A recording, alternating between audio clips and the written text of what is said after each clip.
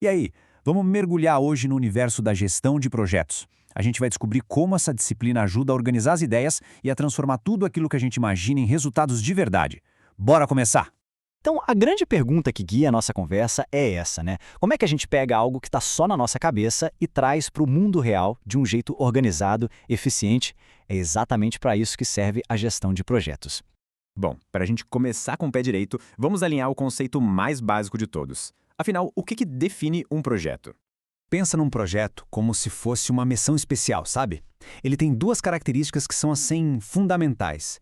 Primeiro, ele é temporário, ou seja, tem data para começar e para acabar. E segundo, ele busca criar algo único, um resultado que ainda não existe. E aqui, olha, tem um ponto que a gente não pode confundir de jeito nenhum. Projeto não é a mesma coisa que processo. Um processo é a rotina, o dia a dia da empresa, aquilo que se repete sempre, tipo faturar uma nota. Já o projeto, ele acontece justamente para criar ou para melhorar um processo, e aí quando ele acaba, acabou, missão cumprida. Para a gente entregar qualquer coisa, precisamos definir bem duas coisas: o que é entregar e como a gente vai fazer isso. Imagina que a caixa prontinha é o escopo do produto, é o quê? Agora, todo o trabalho para chegar até ela, a engrenagem, a lista de tarefas, a pessoa trabalhando, isso tudo é o escopo do projeto, é o como. Um define o destino, o outro o mapa para chegar lá. Certo. A gente já entendeu o que é um projeto. Mas e aí? Como é que eles se encaixam e se organizam dentro de uma empresa? Vamos dar uma olhada nessa estrutura. Todo projeto tem um ciclo de vida, uma jornada com começo, meio e fim. Começa lá na iniciação, que é quando a ideia é aprovada. Depois vem a fase intensa de planejamento. Aí sim partimos para a execução, que é a mão na massa. Durante todo o tempo, o controle fica de olho para ver se tudo está nos trilhos. E por fim, o encerramento oficializa a entrega e fecha a conta. E olha que interessante, os projetos não vivem sozinhos, isolados. Eles podem ser gerenciados de forma independente ou agrupados em um programa, quando eles têm objetivos parecidos, ou até organizados dentro de um portfólio, que é o que alinha todos esses esforços com a estratégia geral da empresa. Para isso ficar mais claro, vamos usar uma analogia. Imagina só, o seu plano de viagens do ano todo, esse é o seu portfólio.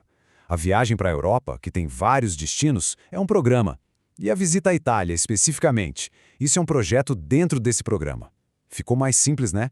Essa organização toda, essa hierarquia, funciona mais ou menos assim. Lá no topo está a estratégia da empresa.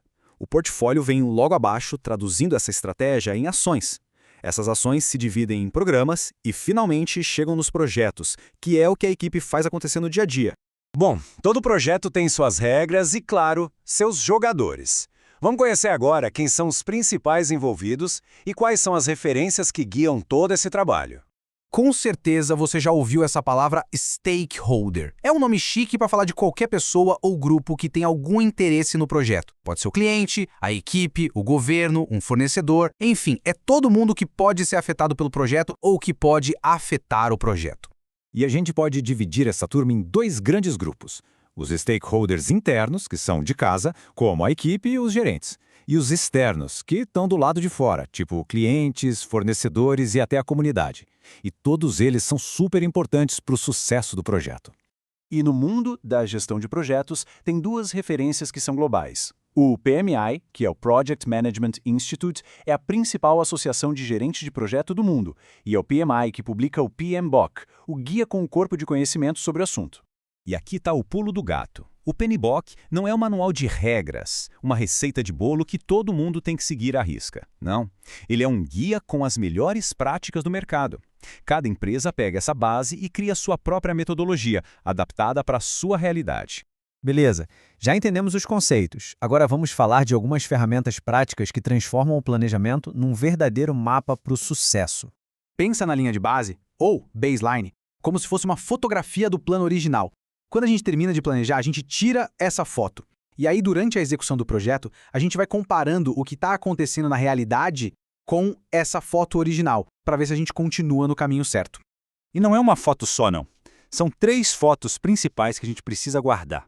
A linha de base de escopo, ou seja, o que a gente vai entregar, a de tempo, que é o cronograma, e a de custo, o orçamento.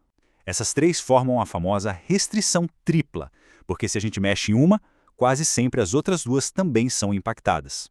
E falando em linha de base de tempo, gerenciar o cronograma é um dos maiores desafios. E para fazer isso bem, a gente precisa entender um conceito muito importante. Dá uma olhada nesses caminhos de atividades. Temos 3 sequências diferentes, cada uma com uma duração. A pergunta que não quer calar é: qual desses caminhos define o tempo mínimo para a gente conseguir terminar o projeto inteiro?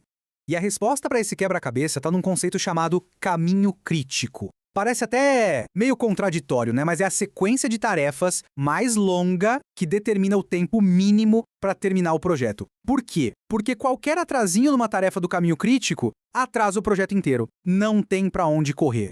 E a resposta é 10 dias. O caminho 3 é o nosso caminho crítico. Ele não tem nenhuma folga. Já os outros caminhos têm 1 ou 2 dias de folga, o que significa que uma tarefa ali pode até atrasar um pouquinho sem ferrar a data final. É por isso que gerenciar o caminho crítico é vital. É nele que a equipe coloca toda a atenção e os melhores recursos. Ufa, falamos de bastante coisa, hein? Então vamos fazer aquele resumo rapidinho para garantir que os conceitos mais importantes ficaram bem claros na cabeça. Então, recapitulando. Um projeto é temporário e único, diferente de um processo que é rotina.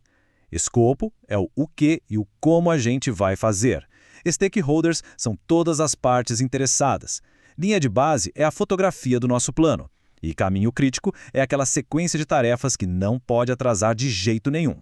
Bom, com essas ferramentas todas em mente, a pergunta que fica é: qual daquelas ideias geniais que estão guardadas na gaveta pode finalmente sair do papel, agora que o caminho para executá-la ficou um pouco mais claro?